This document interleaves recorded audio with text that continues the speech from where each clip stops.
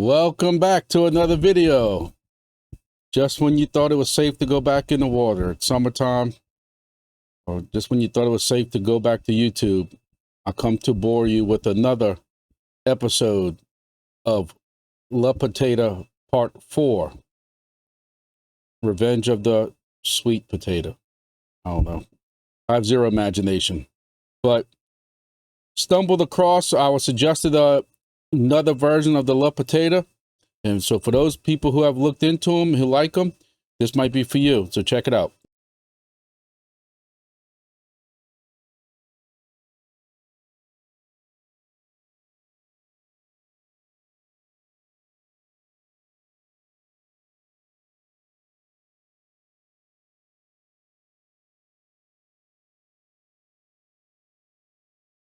This video is brought to you by C4 Crawfish Catering out of Corpus Christi, Texas. This is a good friend of mine. I do some hunting with him, who runs a crawfish catering company out of Corpus Christi, Texas. I've seen some great reviews on him. I'm looking at the pictures. He looks like he does a darn good job. Y'all know I do some cooking videos on my other YouTube page, and it looks very good what he has been doing. So I just want to help support him. If anybody knows anything about, crawfish or anything like that, it's not easy for everybody to do. So crawfish prices have been crazy, but if you want to, sometimes it's easy just to get them boiled yourself, especially if you have a big catering job. This video is brought to you by CB Synthetics. CB Synthetics is my side business that when I'm not messing with crypto, I'm also trying to run this. Amsoil is a very popular, top-notch synthetic lubricant, motor oil for motorcycles and all kinds of toys. Need a top-notch synthetic oil for your vehicle? We got that. I have discounted pricing. If you contact me with this oil, you can go 25,000 miles or 1 year. If you're doing long-range driving, they've been doing that since 1972, and they're still doing it. You do short-term driving around town like I do, 15,000 miles or 1 year, whatever comes first. If you need it for your diesel truck, this is what I use in a diesel truck. This is a top-notch, 6 times the wear protection. Hey, you need it for your gear oil, we got it in gear oil. You need it for your jet ski, you got 2-stroke and jet ski. I know we're not doing any kind of ski-doos or anything like that, no snowmobiles, but if you got a 4-stroke, they also have 4-stroke for jet skis, boats, and everything like that. If you're interested in it, contact me or go to cbsynthetics.com. So, if you've caught my previous episodes of La Potato and you thought it was a season finale, this is kind of like Spaceballs, the search for more money, even though I'm not getting paid money. But I have been using the La Potatoes, for those who didn't catch those previous series, since we were with a previous scam project a while back. And back then you couldn't get Pi 4s, or if you could find a Pi 4, they were astronomically priced and it was crazy. So we found the La Potato. And one thing that we liked about it was the price point. It's been the same price on Amazon since last year when we started purchasing these. So you can see $35 American dollars for those who might be watching overseas, but it's 2 gigabytes. This is DDR3 RAM on this, but it has handled basically everything that we've thrown at it. For putting a simple OS on it, we had some different OSs we were trying in the beginning, which was Ubuntu, which was a little cumbersome for a simple device like this, but it handled it. And we were putting strictly Wingbits on it. Later, I just did a test. BitHarvest Studios also finished out their OS or their firmware, whatever you want to call it, for the La Potato. And the La Potato handled it. What's cool about BitHarvest, if you're not familiar with them, is it's multi-mining. Not only can you do Wingbits and stuff like that, but you can also do pure coin and grass and honey gain and several of these other ones. Now, you can't do helium with a La Potato on BitHarvest Studio because there's no Pi hat or no helium hat with the La Potato. But if you have, an old helium miner with a Pi or something in it, BitHarvest can handle that. But we're here talking about the La Potato. So with the little potato, I was running all those devices on it, and this thing wasn't skipping a beat. 2 gigs of RAM, it didn't have no problem. I'm not even using 50% of the power with it. BitHarvest has dashboards, you can see it. But one thing about this was, not only did you have to, this is strictly the device that you see right here. What you see in this picture is what you were getting for $35. So you also had to end up buying the power cord for it, because I didn't have this power cord that it needed, because this used the different little USB. It's not USB-C, it's one of these other ones. And then I'd buy the case for it, and then have to install the heat sinks and have to install the fan. But not only that, but even though I don't suggest Wi-Fi for Wingbits setups, but for my host, who, that's the deal they want to make, is they have Wi-Fi, and I'd have to go buy an additional $10 Wi-Fi dongle. So you're looking at $35 for the device, and then another $10 to make it $45 before you bought the case of the power cord, strictly just to get Wi-Fi on it. So in one of the Discords, and I believe it was the BitHarvest guy, said, hey, we know that you're pushing La Potatoes. Not really that I'm pushing it, it's just that right now, and when you're still looking at what these Raspberry Pi 4s cost, there's still, especially if you get the case with it, and you get the fans with it, and some of the power cords and different things like that, you're still looking at a significant cost more than what a La Potato cost. So the La Potato just made better sense if that's all you're going to do with this was run Wingbits. You weren't running entertainment centers and all kinds of other stuff. So that's why we pushed the La Potato. So they're telling me, go look into the sweet potato. The sweet potato is an updated model that has a little bit better processor, supposedly. It has the same RAM, but updated RAM. So I went and looked it up. So here is the Libre sweet potato board. When you look at it, it looks pretty much identical to what the sweet potato looks, than the regular potato looks like. Let's look at them side by side. So one of the first things that I just still can't understand, even though I've looked at this several times, the pricing is identical. And when you look at the boards and you look at the picture of each board here, they also look pretty identical. There are a few little key things that are different. First of all is, if you look in the middle of this one, where the S905X board is, processor is, you don't have a heatsink on it. When you buy the case has a heatsink you have to attach to yourself. This one has a heatsink already on it, as you can see right here.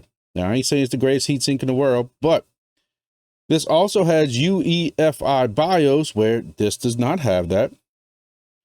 The biggest thing that I find is that this has Wi-Fi built into it, where this does not. This you need a little USB card for.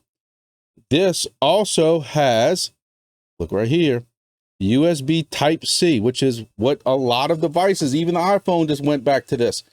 So to me, this is a little more universal with some outlets, some plugs that you might have already. It might be a lot easier to power this up, where this uses the older version of the USB right here. So another thing is, this has DDR4 RAM, even though they're both 2 gigabytes, DDR4 RAM, this is DDR3 RAM. Now, I have not run this exactly yet with a Wingbits setup, but I have put the Raspbian or Debian OS, which is, Raspbian OS is part of Debian or vice versa, whatever you want to call it. So, but I do find that this has a little bit better boot up time. I find that. So my point I'm just trying to make with all this is, if you are planning on trying to go the La Potato route, you can save a few dollars. They're still easy to set up. I have videos in this series of how to set these up. I would look at this. I find it's a little bit faster. 2 gigabytes of RAM. Yeah, it's not going to set the world on fire. It's not as much as a Pi. I admit that. But you're also not utilizing all that in the Pi. So Is the process a little bit better than a Pi? Yeah, possibly. But again, I'm going to say it again. If you're not utilizing all that, you're spending money. I do find that the cases for these are a little bit better. Yes, the cases are, you have to buy separately, but you know, to me, it's a little more better form factor. I know that sounds goofy, but you know, I have a regular LUT potato right here.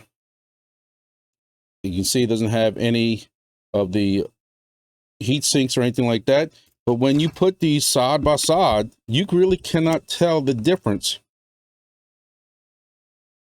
of what these look like.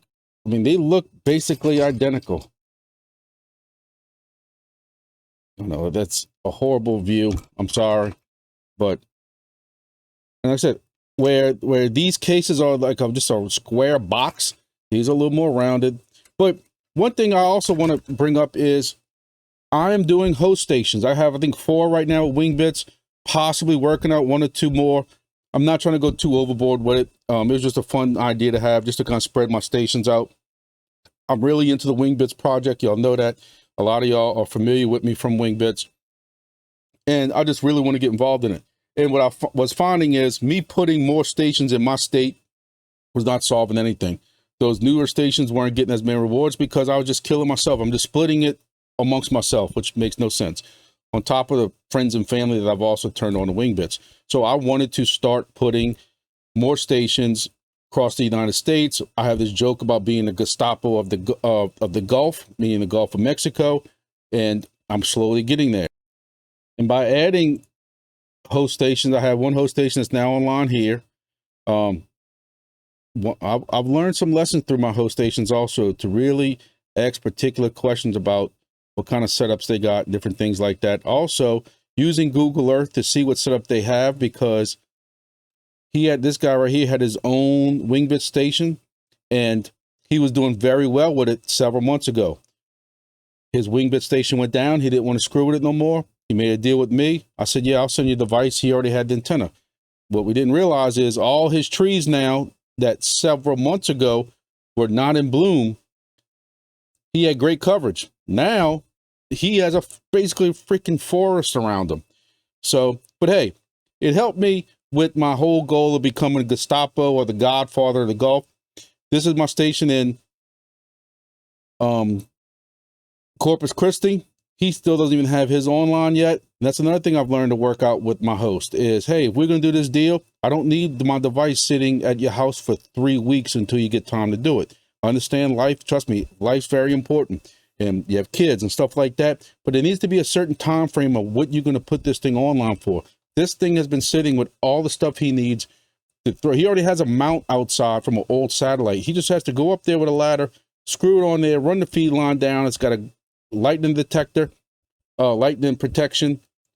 It's already synced up to Wi-Fi because he's plugged it in, at least for power. He can at least do that to make sure I can connect to it through Tailscale, and Tailscale is the greatest thing ever for these devices, especially. But my point I'm trying to make is, in case something ever happens to these hosts, I have another host station way further up, but I'm not revealing that one just yet. But if I never get a device back, I'd much rather it be a $35 LUT potato versus a $100 Pi. And that's another thing is, if I can't get some of this stuff back, is which one's going to hurt the least. I will say, though, that there is some testing I'm doing after reading some forums. I told somebody in the Discord today that this is something we're always learning. Nobody knows everything. I say it on my channel a lot. Been reading a lot of forums about ADS-B, about SDRs, about antennas, about setups, and about the processors you use. And I'm coming to find out that there might be a little bit difference between these processors, these boards, between a LUT potato and a Pi with 4, gigs of RAM, 8 gigs of RAM, a Pi 2, a Pi 3, a Pi 4, a Pi 5. I read that in the forum and I said, oh, snap, because I have been pushing these for a year now.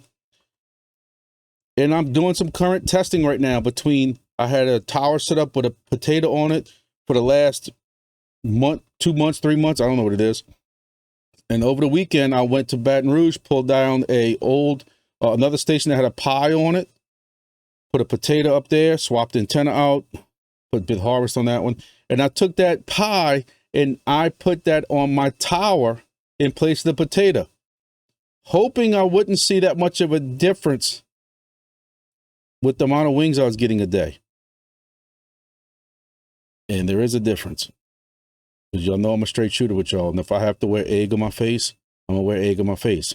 But I'm going to tell y'all, there is a difference between the little potato and the pie. Now, the questions coming in is, how much of a difference is it? In 2 days, I've seen a difference. What I have not done, though, is going to my other stations to see if there might be also correlation that they got increased also, because there happens to be more planes in the air because of summertime and summer vacation. That's possible, and I could be worrying for no reason. I will say that even if I see a difference with pies versus potatoes, I'm not changing my route on how I handle things. I'm still not going to start buying $100, because by the time you buy a pie with the case, with the parts you need and everything else, you're looking at $100. Where I'm looking at, if I have to add a case, I'm looking at $45, which is half the cost. And the way I'm putting Wingbit stations out, that makes a difference when you still have to buy an antenna and you still got to buy a feed line and work out whatever deal you're going to buy, plus a lightning protection, because I don't want to be liable for anything that happens at my host houses or wherever I put this up at, my friends' businesses. If y'all caught any of my previous videos on top of buildings in Baton Rouge and Morgan City and wherever else I'm putting them at, I don't want to be responsible for that. So I still need to keep costs down. Well, I'm giving this another couple of days, and you're going to see a video soon about the little potato versus the pie, because you know I am straight with y'all, and I'm going to tell y'all exactly what the results are. Then y'all can make the decision. Is y'all squeezing out a few more wings, is it worth that? Right now, just because of the cost of the amount of stations I'm doing right now, I'm working out one right now, also with another buddy in Gulf Shores. His family owns a business. I kind of want something in that gap right there, Gulf Shores, Alabama. And I don't want to take a chance of something happening to this device, it get lost. The people at the business don't know what it is, it gets tossed out or anything like that. I'm sticking with the little potato or the sweet potato for now. In my links in the description below are going to be the sweet potatoes. I'm basically trying to, for all my videos, I have a Word document of all the links, because what I've noticed is going back looking at my videos, I got different links for different things because I've changed it throughout the time, and this video might have something, and this video might leave this off. I'm trying to normalize all that for y'all. But this video is getting way too long and way in the weeds, which I'm horrible at doing. But my point of this whole video is, if you're looking at the little potato, go to the sweet potato. I find it processes a little bit faster. I find it's got that DDR4 RAM. I find that, you know, it has the BIOS. It has built-in Wi-Fi that saves you $10 right there. Look at that. And I'm sticking with those for now until something tells me drastic change. And again, even if I see a drastic change, I'm not going to swap these things out. Y'all saw on Amazon, I think I bought 13 of these things already, plus 14 when you include the sweet potato. I'm not going to swap them out. That's for sure. But if you have one station, I notice they got people on Discord who want to squeeze every single wing out for the best possible setup. A Pi 4 might be it. A Pi 5 might be better. People trying to use Pi 2s and Pi 3s.